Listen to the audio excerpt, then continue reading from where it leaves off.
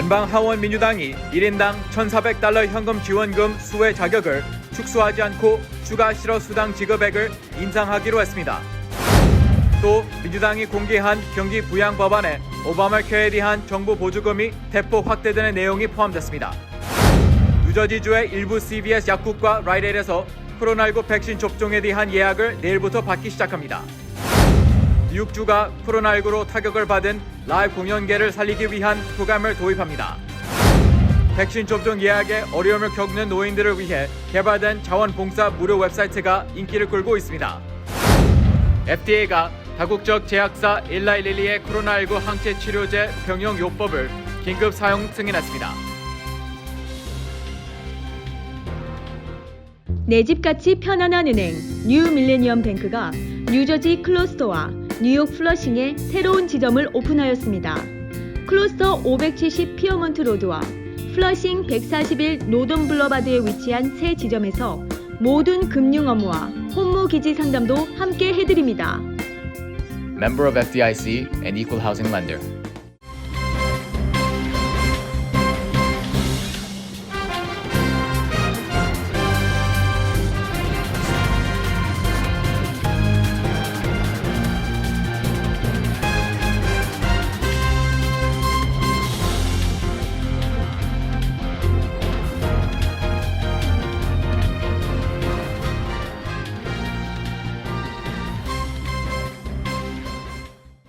여러분 안녕하십니까? KBTV 뉴스 9 이창원입니다. 연방 하원 민주당이 공개한 1조 9천억 달러 경기 부양안의 패키지 법안은 1인당 $1,400 현금 지원금 수혜 자격을 축소하지 않고 그대로 유지하면서 연방 실업 수당도 지급 기간을 8월 말까지 연장하는 내용이 포함됐습니다. 연방하원 세입세출위원회 등이 공개한 경기 부양 패키지 법안에 따르면 연소득 개인 7만 5천 달러, 부부 합산 15만 달러 이하 가정을 대상으로 1인당 $1,400의 현금 지원금을 지급하는 내용이 포함됐습니다. 또 지난 현금 지원금 지급 때와 달리 세금 보고상 피부양자로 돼 있는 대학생 등 성인 자녀도 대상으로 포함시켜 4인 가정의 경우 $5,600를 받게 됩니다. 또 연소득 개인 7만 5천에서 10만 달러, 부부 합산 15만에서 20만 달러까지는 단계적으로 줄어든 금액의 현금 지원을 받을 수 있습니다. 소득 기준은 2020년 또는 2019년 소득세 신고의 연수입을 기준으로 합니다. 오는 3월 14일 만료되는 추가 실업수당의 경우 지급 기간을 8월 말까지 연장하고 주당 지급액도 $300에서 $400로 인상하는 내용이 담겼습니다. 이는 바이든 대통령의 9월까지 연장 지급보다 수혜 기간이 1개월 줄어든 것입니다. 지난주 바이든 대통령과 민주당 지도부는 연방 상원의 당내 온건파와 공화당의 반대를 의식해 현금 지원금 수혜 자격을 연소득 개인 5만 달러, 부부 합산 10만 달러로 축소하는 것을 논의했지만 하원 민주당이 내놓은 법안은 더 많은 이들에게 현금 지원을 제공하는 쪽으로 가닥이 잡혔습니다. 자녀 양육 세금 크레딧도 크게 확대됩니다. 연소득 개인 7만 5천 달러, 부부 합산 15만 달러 이하 가정을 대상으로 6세 미만 자녀당 $3,600에서 6세에서 17세 자녀당 $3,000 현금 지원 내용이 포함됐습니다. 논란이 되고 있는 연방 최저임금 $15 인상안도 법안에 포함됐습니다. 리처드 딜 하원 세입세출위원회 위원장은 이번 주 안으로 경기 부양 내용들을 담은 법안을 위원회에서 처리해 하원 본회의로 송부할 계획이라고 밝혔습니다. 낸시 펠로시 하원의장은 늦어도 이달 안에는 하원 본회의 표결을 마쳐 법안을 상원으로 보내겠다는 입장을 밝힌 바 있습니다. 한편 민주당 연방 하원 지도부가 공개한 1조 9천억 달러 규모 경기 부양 법안의 일부에는 조 바이든 대통령의 의료보험 의제의 핵심인 오바마 케어에 대한 정부 보조금이 대폭 확대되는 내용이 포함되어 있는 것으로 알려졌습니다. 법안에 따르면 앞으로 2년 동안 오바마 케어에 대한 보조금을 확대해 가입자들이 보험료로 현재 소득의 최대 상한인 약 10%에서 감소한 소득의 8.5% 이상을 부담하지 않도록 하는 방침입니다. 법안은 또 연방 빈곤선의 150%, 소득자들과 실업보험에 가입한 사람들에게 오바마 케어 보조금을 전액 지원한다는 내용과 4인 가족 기준 10만 달러 이상 수입자도 오바마 케어에 가입할 수 있도록 하는 방침을 포함하고 있습니다. 또 다른 조항은 해고된 뒤 직업별 건강보험을 보존하기 위해 근로자들의 의료보험 비용의 85%를 연방정부가 부담하도록 하는 것입니다. 한편 전문가들은 팬데믹이 지속되고 있는 상황이라 이러한 보조금 확대에도 불구하고 수백만 명의 미국인들이 여전히 보험을 마련하지 못할 것이고 보험료가 계속 연체되는 위험에 처하게 될 것이라고 우려하고 있습니다. 민주당 하원 의원들은 예산 조정을 통해 이번 경기 부양안을 진전시킬 계획인데 이 법안은 하원을 통과하더라도 상원까지 통과할지는 미지수입니다. 한편 민주당 법안에는 연소득 7만 5천 달러, 부부 합산 15만 달러 이하의 가정에는 오는 7월부터 1년 동안 자녀 1인당 매달 250달러에서 300달러의 지원금을 지급하는 방안과 6세 미만의 자녀에게는 매달 300달러, 6세에서 17세 자녀에게는 250달러를 지급한다는 방안이 포함되어 있습니다.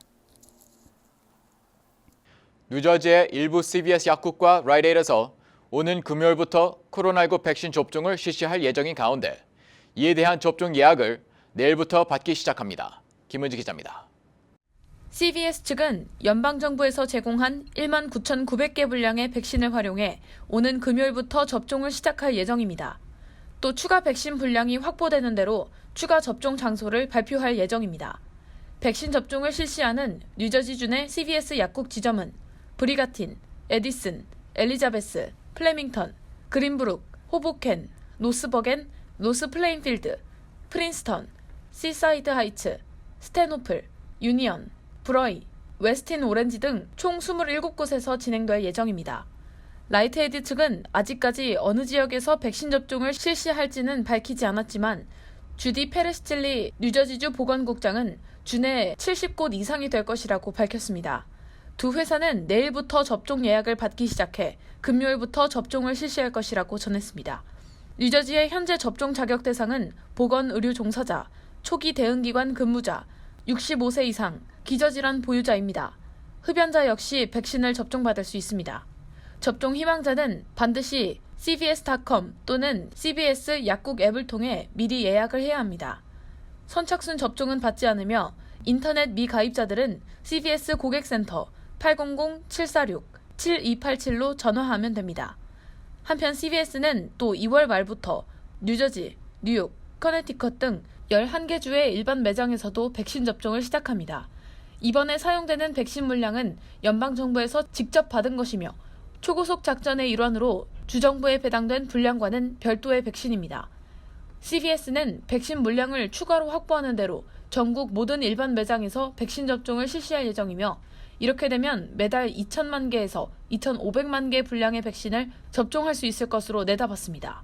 KBTV 뉴스 김은지입니다. 뉴욕주와 시 정부가 코로나19 팬데믹으로 타격을 받은 예술 문화 공연계를 살리기 위해 뉴욕 팝스업 프로그램을 실시하겠다고 밝혔습니다. 앤드루 코모 뉴욕 주지사는 뉴욕의 라이브 엔터테인먼트 산업이 심각한 타격을 받았다며 예술, 문화 산업의 재개를 가속화하기 위한 노력의 일환으로 뉴욕 팝스업 프로그램을 실시한다고 밝혔습니다. 주지사는 라이브 공연의 에너지로 뉴욕커들에게 정신적, 정서적 활력을 불어넣을 것이라고 전했습니다. 뉴욕 팝스업은 오는 2월 20일 맨하튼 제비스 센터에서 치러지는 첫 공연을 필두로 오는 9월 6일 노동절까지 연극, 댄스, 코미디, 팝, 오페라 등 총 1,000회에 달하는 문화예술 공연이 이어질 예정입니다. 주지사에 따르면 팝업 형태로 진행될 공연들은 공원, 박물관, 주차장, 전철역 등에서 실시되며 일부 공연들을 제외하고 대부분 무료로 제공됩니다. 새로운 공연 소식은 트위터 등 소셜미디어에 공지될 예정입니다. 확정된 유명 출연자들은 배우 휴 잭맨, 소프라노 레네 플레밍, 코미디언 에이미 슈머, 배우 알렉 볼드윈 등이 있습니다. 또 코모 주지사는 각 공연에서 철저하게 코로나19 방역 수칙을 지킬 것을 강조했습니다. 빌 드 블라시오 뉴욕시장도 길거리 공연 활동 장려 프로그램 오픈 컬처의 런칭을 알렸습니다. 거리 공연을 희망하는 예술인들은 오는 3월 1일부터 시장실 산하 거리 활동 허가국에 일일 공연 허가증을 발급받을 수 있게 됩니다. 신청 세부 사항은 웹사이트에서 찾아볼 수 있습니다. 한편 드블라시오 시장은 웨비나 등을 통해 문화예술 산업 종사자들에 대한 연방정부의 경제적 지원을 돕는 Curtains Up NYC Initiative도 소개했습니다. 뉴욕시는 오늘부터 Curtains Up Initiative 신청 절차 및 자격을 검토할 수 있는 웨비너를 주 3회 무상으로 제공합니다. 뉴욕시 웹사이트를 통한 코로나19 백신 접종 예약 방법이 복잡하고 어려워 컴퓨터를 다룰지 모르는 노인들이 애를 먹고 있습니다. 그러나 노인들의 예약을 돕는 자원봉사 무료 웹사이트가 개발돼 인기를 끌고 있습니다. 보도에 김은지 기자입니다. 온라인을 통한 백신 예약이 본격화되고 있지만 뉴욕주나 뉴욕시의 백신 웹사이트는 접근 방법이 복잡하고 까다로워 65세 이상 노인들은 예약할 엄두를 내지 못하고 있습니다. 이에 따라 뉴욕시에 사는 31세의 소프트웨어 엔지니어인 휴게 마 씨가 노인들이 쉽게 백신 예약을 할 수 있는 무료 웹사이트를 개발했습니다. 마 씨는 1월 초 70대 어머니를 위해 백신 예약을 하려다 깜짝 놀랐습니다. 수십 개의 백신 예약 웹사이트가 가입 규정이 다르고 사인 방법 등도 각각 달랐기 때문입니다. 뉴욕주와 뉴욕시의 예약 시스템도 완전히 달랐습니다. 이에 따라 마 씨는 뉴욕주 백신 예약 시스템을 정기적으로 탐색해 예약 가능한 장소와 일시를 수집하고 이 정보를 실시간으로 트위터에 보내는 무료 웹사이트 털보백스를 개발했습니다. 뉴욕타임스는 마 씨가 겨우 $50를 들여 개발한 이 웹사이트는 뉴욕시의 공식 웹사이트보다 더 쉽게 예약할 수 있는 방법을 제공한다고 전했습니다. 한편 복잡하고 어려운 뉴욕시의 백신 예약 시스템으로 인종별 백신 접종률 격차가 심해지고 있습니다. 뉴욕시 전체 인구 중 흑인 비율은 24%를 차지합니다. 그러나 65세 이상 백신 접종자 21만 명 가운데 흑인 접종 비율은 12%에 그치고 있습니다. 이같이 접종 비율이 저조한 것은 많은 흑인들이 백신을 기피하고 있는 데다 컴퓨터는 물론 와이파이조차 없는 흑인 가정이 많아 예약을 제대로 하지 못하고 있기 때문입니다. 할렘 지역 백신 접종 물량 중 상당 부분은 외부 지역에서 온 백인들이 차지하고 있습니다. 한편 뉴욕시에서 가장 인기 있는 온라인 자원봉사 웹사이트는 Vaccine Appointment Assistant 팀과 NYC Vaccine List 등입니다. NYC Vaccine List는 약 20명의 자원봉사자가 뉴욕주 내 50개 이상의 예방접종 사이트에서 예약 가능한 정보를 수집하고 지역사회단체에 이 정보를 제공합니다. NYC Vaccine List 목록은 하루에 약 16,000명의 방문자를 받고 있습니다. KBTV 뉴스 김은지입니다. 미 식품의약국 FDA가 다국적 제약사 일라일리가 개발한 두 종류의 코로나19 항체 치료제 병용요법을 긴급 사용 승인했습니다. FDA는 이 항체 치료제는 코로나19 경증과 중증 등 증세를 보이는 12세 이상 성인 청소년 환자뿐만 아니라 중증으로 병세가 진행될 위험이 큰 환자에게도 처방될 수 있다고 밝혔습니다. 그러나 이미 병원에 입원했거나 산소 공급이 필요한 코로나19 환자에겐 사용을 제한했습니다. FDA는 지난해 11월 이 회사의 항체 치료제 중 밤라니비맙에 대해 긴급 사용을 승인한 데 이어 이날 밤라니비맙과 에테세비밥을 병용하는 치료 용법을 승인했습니다. FDA는 두 치료제를 코로나19 확진자에게 병용 투여하면 입원 치료와 사망 가능성을 70% 낮춘다는 자료를 근거로 사용을 승인했다고 설명했습니다. 지금까지 FDA 긴급 사용 승인을 받은 코로나19 항체 치료제는 레제너론과 일라일리의 개발 약품입니다. 일라일리는 올해 1분기에 25만 도스의 1회 접종분 항체 치료제를 생산하고 올해 중반까지는 100만 도스를 생산한 계획입니다. 뉴저지 트랜짓이 코로나19 사태로 통근하는 횟수가 줄어든 승객들의 요청을 반영해 한 달에 20회 편도 탑승이 가능한 할인 승차권 상품을 내놨습니다. 지난 8일 트랜짓은 일반 편도 승차권보다 20% 저렴하면서 한 달에 20번 편도 탑승이 가능한 플렉스패스라는 이름의 새로운 할인 승차권 상품을 발표했습니다. 이 상품은 뉴저지 트랜짓 모바일 애플리케이션에서 구입할 수 있으며 열차 승객용과 버스 승객용, 경전철 승객용 등으로 판매됩니다. 트랜짓은 전통적인 월 정기권이나 일주일 정기권 등은 사무실로의 통근 횟수가 줄어든 승객들 입장에서는 경제적이지 못하다는 의견을 반영한 것이라고 밝혔습니다. 뉴욕주가 지난해 코로나19로 사망한 뉴욕주 저소득층 가정에 장례 비용을 지원합니다. 척 슈머 민주당 상원 원내대표와 알렉산드리아 오카시오 코르테스 연방하원 의원은 지난 8일 퀸즈 코로나에서 기자회견을 열고 $2억 6천만 규모의 장례비 지원 기금 계획을 발표했습니다. 이 기금은 지난해 1월 20일부터 12월 31일 사이 코로나19로 가족을 잃은 저소득층 가정의 장례비용 지원에 사용되는 것으로 평균 7,000달러의 장례비 지원금이 지급될 예정입니다. 해당 기금은 연방재난관리청의 재난지원기금 20억 달러 중 일부로 재난관리청의 장례지원 프로그램을 통해 제공될 예정입니다. 척 슈머 의원은 현재 기금을 신청할 수 있는 온라인 웹사이트를 구축하고 있으며 조만간 콜센터도 설치해 신청자들의 지원을 받을 예정이라고 밝혔습니다.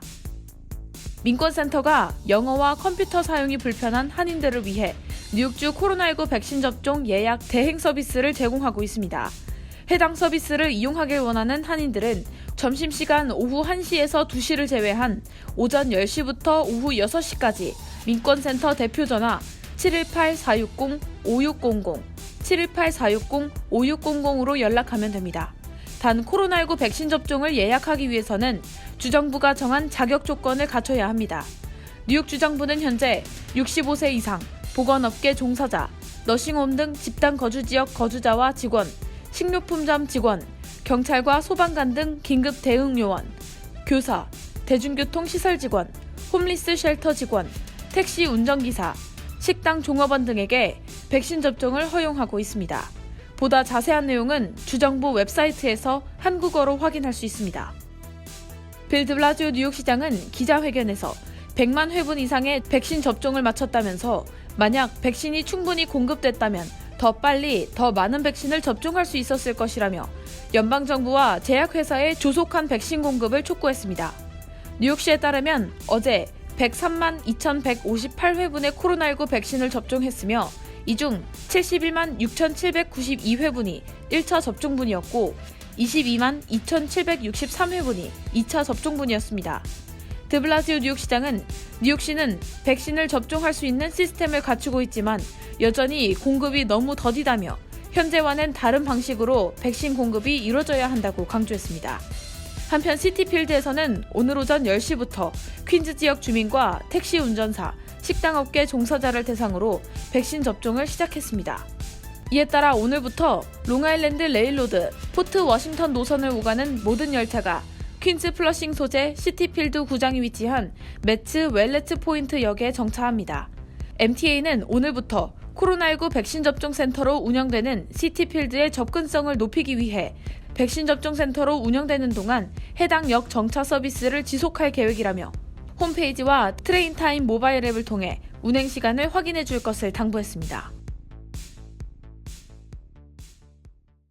잠시 후 커뮤니티 브리핑을 전해드립니다.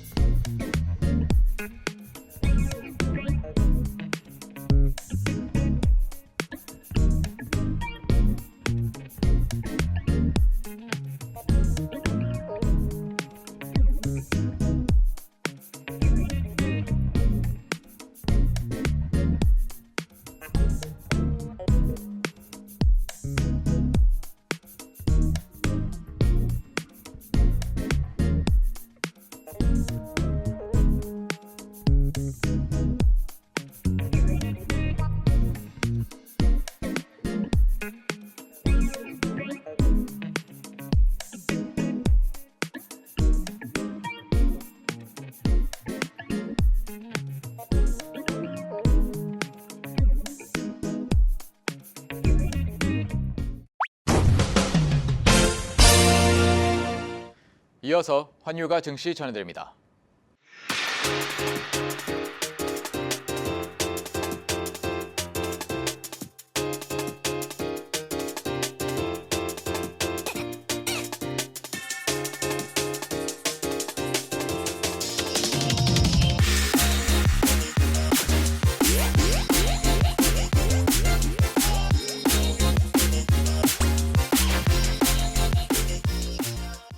잠시 후 뉴욕과 뉴저지 날씨 전해드립니다.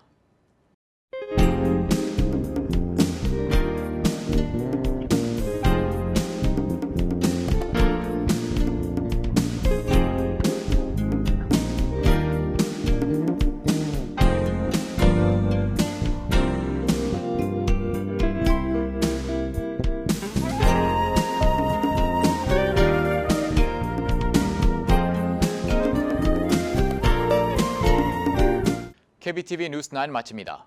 오늘도 시청해 주셔서 감사합니다. 편안한 밤 보내시기 바랍니다.